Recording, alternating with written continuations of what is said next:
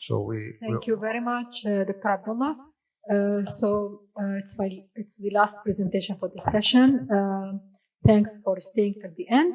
So I'll be talking about iron deficiency and heart failure. I'll touch on the current evidence and then recommendation for the management of heart failure. Right, so there is nothing to disclose. I'll start with the case summary. This is patients with 67 years old female. She was diagnosed as a heart failure 3 years ago due to drug-induced dilated cardiomyopathy. Her LV ejection fraction was 30%, and she had a history of breast cancer. She was on doxorubicin. On presentation, she was on NIHA class 2. Her body weight was 73 kgs. NT-proBNP was a bit high, 1015 picogram per ml. Systolic blood pressure and heart failure were actually fair. QRS duration 115 milliseconds. Her EGFR was 62. Hemoglobin 10.9. So she was on anti-failure medications. She was on sacubitril valsartan on optimal dose, and she had an ICD-15, and she was on the management of other comorbidities as well. So she was investigated actually for iron deficiency. So the workup for the diagnostic for anemia was done, which was including the history. Lab test was negative for malignancies.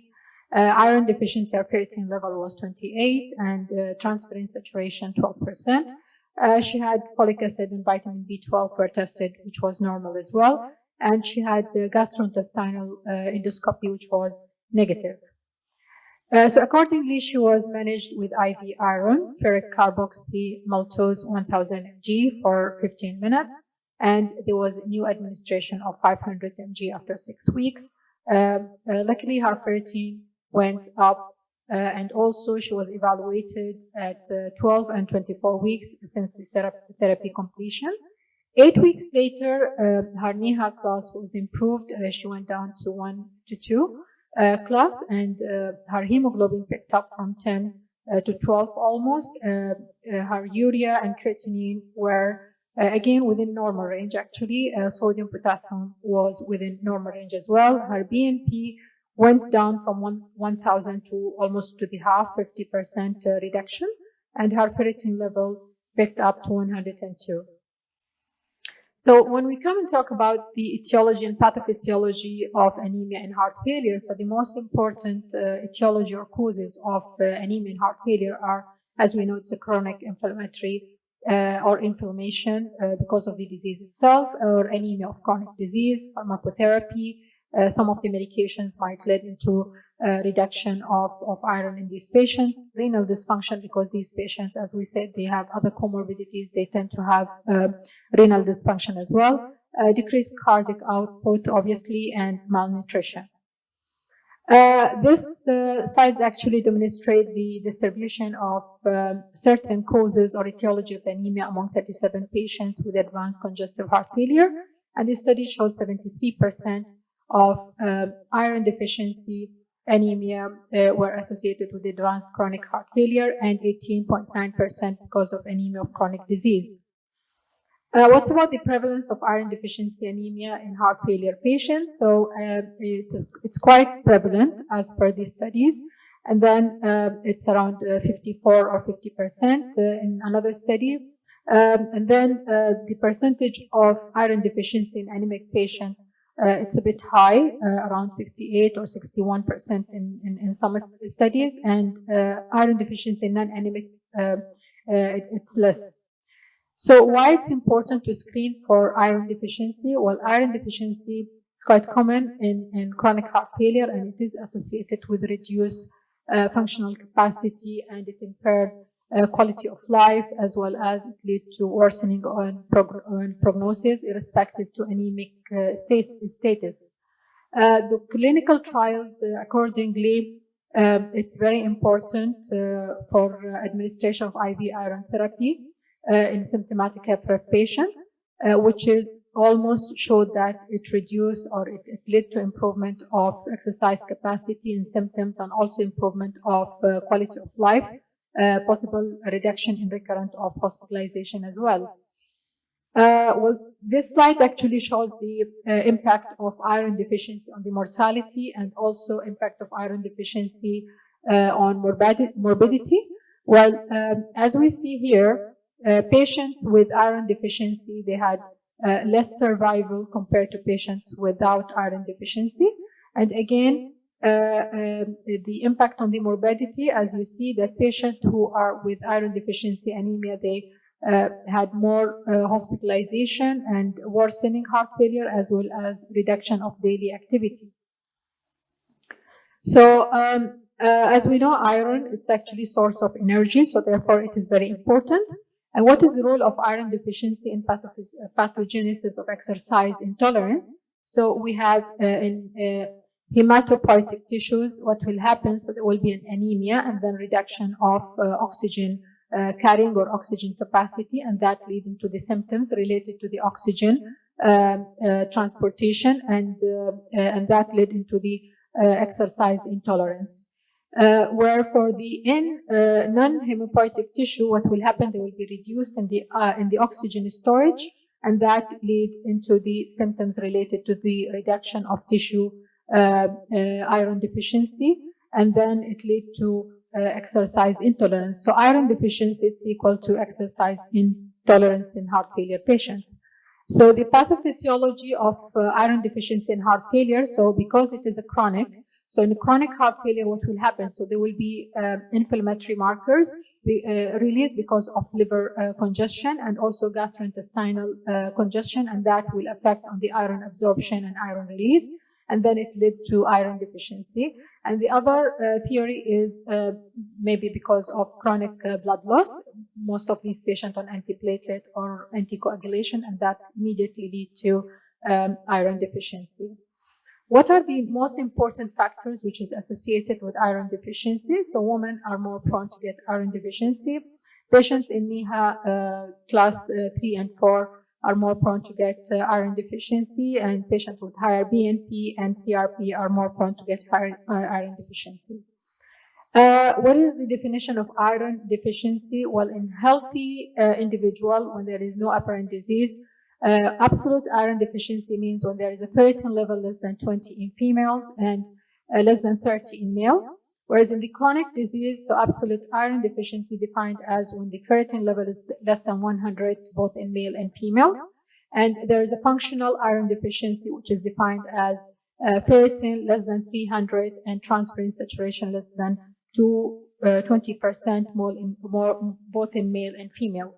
So this table actually demonstrates the most important clinical trials which was conducted in heart failure patients for iron repletion. So most of these studies actually, they looked at the outcome for the NT-proBNP, CRP, NIHA classes, and improvement of the exercise capacity. So most of these studies showed that having IV iron had a beneficial effect in terms of improvement of patients' exercise tolerance. So the most important evidence for the iron deficiency in heart failure, we have fair heart failure. In this study, they studied around 459 patients in NIHA class 2 to 3 with LV ejection less than 45%, and with the iron deficiency ferritin level less than 100. And ferric carboxymaltose IV was given 200 mg per week to iron repletion, then 200 mg per month versus placebo. And then the primary endpoint, they looked at the patient global assessment at week 24, and also NIHA functional classes at week 24. As you see, patients who were on iron IV, they had a better patient global assessment at week 24 compared to placebo. And also there was an improvement in the NIHA functional classes in patients who were given IV iron compared to placebo.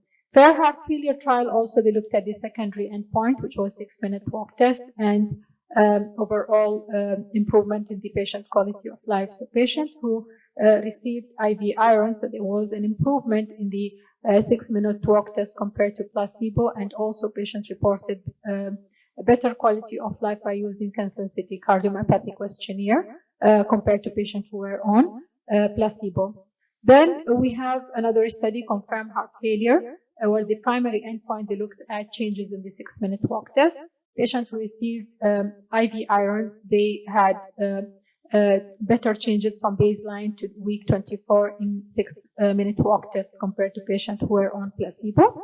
And confirmed heart failure trial also looked at the first hospitalization due to worsening of heart failure. As you see, patients who received IV iron, the hospitalization were less compared to patients who were on placebo. The other evidence is effect heart failure. At effect heart failure, they looked at the changes at the peak oxygen consumption from baseline to week 24. So as you see, patients who received iron, they had reduced in the peak of oxygen consumption from baseline to 24.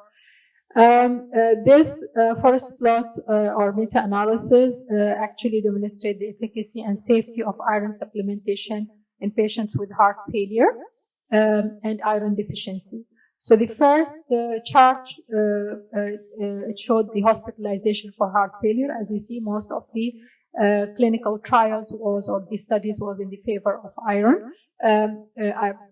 Iron arm, patients who received IV iron, they had reduced in the hospitalization. And then the second, they combined all-cause mortality and the heart failure hospitalization. Again, it was at the favor of iron, but the studies were not significant. What's about the ferric carboxymaltose on hospitalization and mortality? Again, you see this chart as per most of the important clinical trials, where it was in the favor of having IV iron compared to placebo. So when we come to the treatment algorithm for iron deficiency in heart failure patients, as per the evidence of heart failure, so you start with the ferric carboxymaltose as a weekly 200 mg as a single dose, then to correct the iron deficiency, and then you have to check at the ferritin level and transferrin saturation, preferably 1 to 3 months, and then you can give ferric carboxymaltose as a 4 weekly 200 mg single dose for maintenance.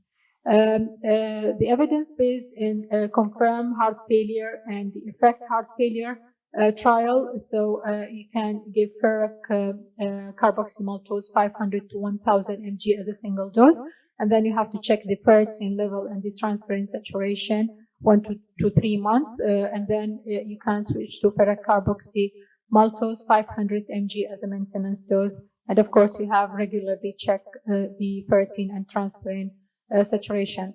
Well, this is the practical guidance. In chronic heart failure, NIHA class 2 to 4, the first step, you have to check for the iron deficiency status by using serum ferritin and transferrin saturation. If there is a confirmation of iron deficiency, then you have to check at the step 2 to check the anemia status. If there is anemia, then you have to treat iron deficiency with IV iron. And again, for the ferric carboxymaltose dosage, you have to look for the hemoglobin as well as the body weight. And then, of course, you have to check serum ferritin and transferrin saturation regularly for the maintenance dose. So in 2016, the guideline, European guideline, recommended intravenous ferrous carboxymaltose should be considered in symptomatic heart failure patient in order to improve exercise capacity and quality of life as a class 2A and level evidence A. And 2021, the guideline also emphasized on or recommended that all patients with heart failure should be screened for anemia as a class 1 and level of evidence C, and also administration of intravenous IV iron as a class 2A and the level of evidence A, and also intravenous iron supplementation with ferric carboxymaltose should be considered in patients with heart failure who was recently hospitalized for heart failure and LV ejection fraction less than 50 in order to reduce the risk of heart failure hospitalization. Furthermore, also the National Heart Foundation of Australia also recommended that having IV iron, run out of iron. Okay. Anyway, having IV iron to improve the symptoms.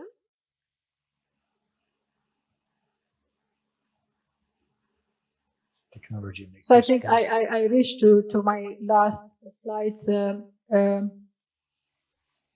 summarize that. Okay, so iron supplementation with IV iron ferrocarboxymaltose should be considered for the improvement of symptoms and exercise capacity, improvement of patients' quality of life, and it also should be considered for reduction of heart failure hospitalization. Ongoing trials, of course, are expected to provide more evidence on the effect of ferrocarboxymaltose in patients with HFpEF. In addition, large outcome trials with other iron formulation are ongoing in HFrEF and HFpEF and acute heart failure. Oral iron therapy is not effective in the iron depletion and did not improve exercise capacity in patients with HFrEF, and therefore it is not recommended as per the guideline for the treatment of iron deficiency in patients with heart failure. Thank you very much. Excellent. Thank you very much.